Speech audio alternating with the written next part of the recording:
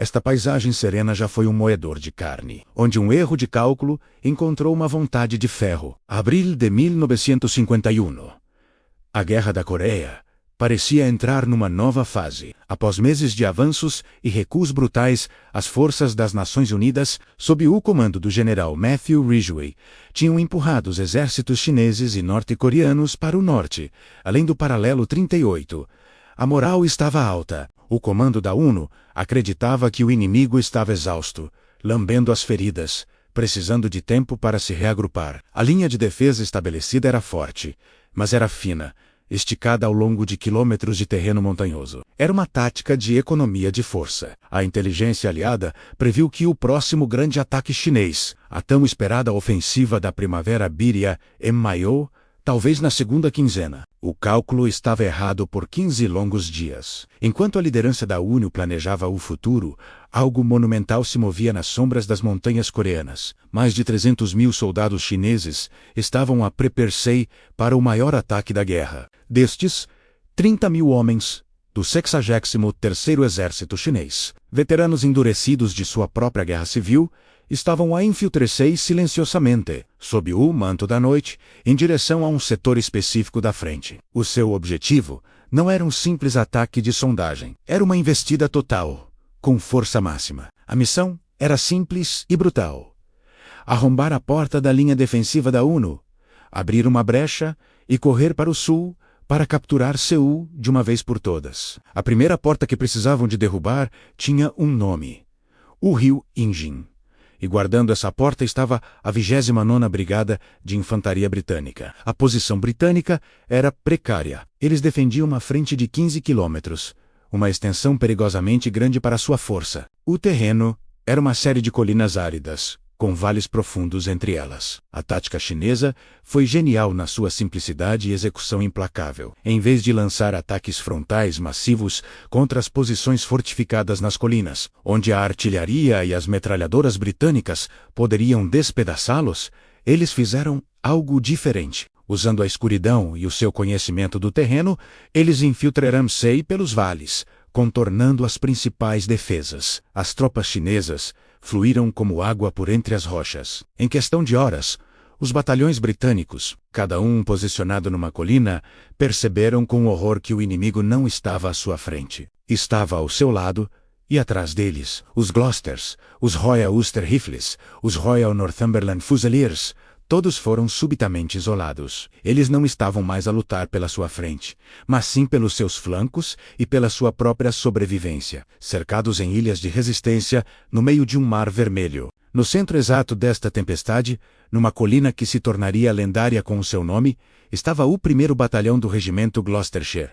Os Gloucesters. Eles foram completamente engolidos pelo ataque. Com os flancos desfeitos e a rota de retirada cortada, eles estavam presos. Por 3 dias e 3 noites, os cerca de 600 homens na colina Gloucester tornaram-se o ponto de fixação não planeado que destruiu o cronograma preciso da ofensiva chinesa. O plano chinês dependia de velocidade, de um avanço rápido para Seul, antes que a ONU pudesse reagir. Mas os Gloucesters recusaram-se a ceder. Onda após onda de infantaria chinesa investiu contra a colina, apenas para ser repelida por um fogo de espingarda e metralhadora desesperadamente preciso. A batalha transformou-se num caldeirão de fogo, fumo e coragem. Helicópteros tentavam desesperadamente evacuar os feridos sob fogo intenso. E cada caixa de munição e cada cantil de água tornaram-se mais preciosos que ouro. A esperança começou a esgotar-se tão rapidamente quanto as balas. Cada hora que os Gloucesters resistiram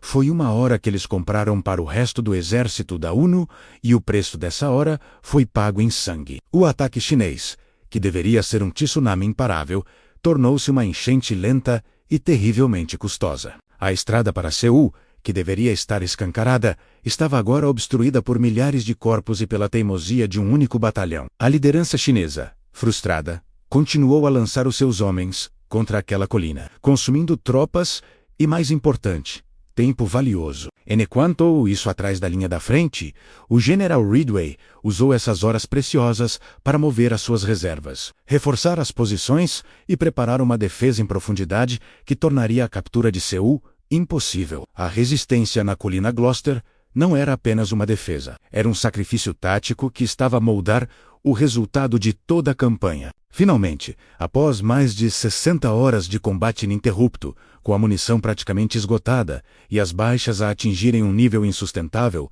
a ordem de retirada chegou. Mas já era tarde demais. A retirada foi caótica, uma corrida desesperada, em pequenos grupos, através do território controlado pelo inimigo. Dos quase 600 Gloucesters que defenderam a colina, apenas cerca de 40 homens conseguiram regressar às linhas amigas. O resto foi morto, ferido ou capturado, incluindo o seu comandante, o tenente-coronel James Carney, que foi visto pela última vez impecável com a sua bengala a organizar a defesa final antes de ser subjugado. Mas o sacrifício deles não foi em vão. A espinha dorsal da quinta ofensiva de fase chinesa foi quebrada no rio Injin.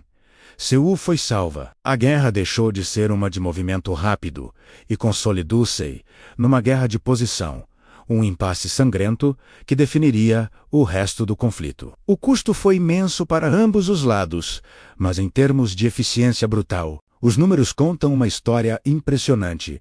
Estimou-se que os chineses sofreram cerca de 10.000 baixas no setor do Injin, em comparação com menos de 1.000 para os britânicos. A Batalha do Rio Injin não foi uma vitória no sentido tradicional. Foi uma derrota tática que resultou numa vitória estratégica monumental. Os homens da 29ª Brigada, e especialmente os Gloucesters, não venceram a sua batalha pessoal. Eles perderam a sua colina, foram dizimados. Mas ao fazê-lo, eles roubaram a vitória do inimigo. A sua recusa em quebrar, a sua vontade de ferro contra um peso esmagador de aço e carne, mudou o curso da guerra.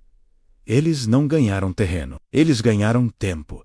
E na guerra, tempo é tudo. Segundo por segundo, eles forjaram um legado de coragem que ecoa até hoje. Obrigado por assistirem. Se gostaram desta análise tática e da história de coragem, não se esqueçam de deixar um like, partilhar este vídeo e subscrever o canal para mais histórias como esta. Até a próxima!